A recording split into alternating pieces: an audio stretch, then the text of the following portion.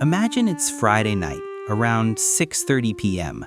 You're standing in your kitchen when that familiar ding hits the group chat. Someone is suggesting a loud dinner spot or a quick hangout that you know will last until 1 a.m. In that second, your heart doesn't flutter with excitement, it sinks with a quiet dread. You look at your couch, your worn-in blanket, and the book on your nightstand. You realize the most thrilling thing you could possibly do tonight is absolutely nothing at all. Society often labels the homebody as lonely, bored, or antisocial. But what if your love for staying in isn't a personality flaw, but a sophisticated psychological strategy? What if your living room isn't just where you keep your stuff, but a high-functioning sanctuary for your nervous system? To understand this, we have to look at the cognitive tax of the outside world. When you step out your front door, your brain enters high-alert processing. You are navigating traffic, spatial awareness, and the exhausting loop of self-monitoring, that background program asking if you're standing weirdly or laughing too loud. For those with high sensory processing sensitivity, the world is a concert at maximum volume. At home, you finally control the input. You aren't just relaxing, you're reclaiming bandwidth. You're closing the 1,000 open tabs in your mental browser. Environmental psychology suggests our homes are self-signals. We project our identities into our spaces.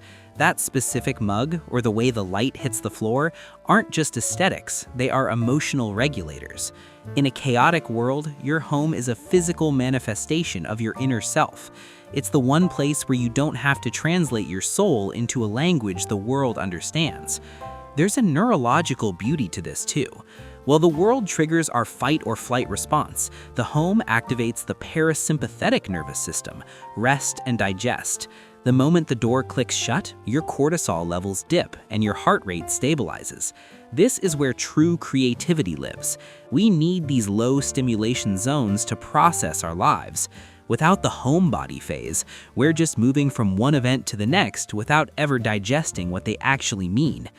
We also have to acknowledge the introvert's hangover. After heavy social interaction, your brain can feel physically bruised by an oversaturation of glutamate. For the lover of the indoors, home is the recovery ward. It's a form of radical boundaries. By saying no to the collective, you are saying yes to yourself. In a culture that treats busy as a status symbol, choosing to be still is a quiet act of rebellion. Think of your life as a garden. You can't have flowers blooming 24/7. The soil needs time to sit in the dark and absorb nutrients. Your home is that soil. When people call you boring, they're missing the vibrant internal life you're cultivating. They see a closed door. You see a private universe. So the next time you feel guilty for canceling plans, remember, you aren't being lazy. You are practicing environmental self-regulation. You are honoring the complex machinery of your brain. The world will always be there, loud and busy, but your peace is a limited resource. Spend it wisely.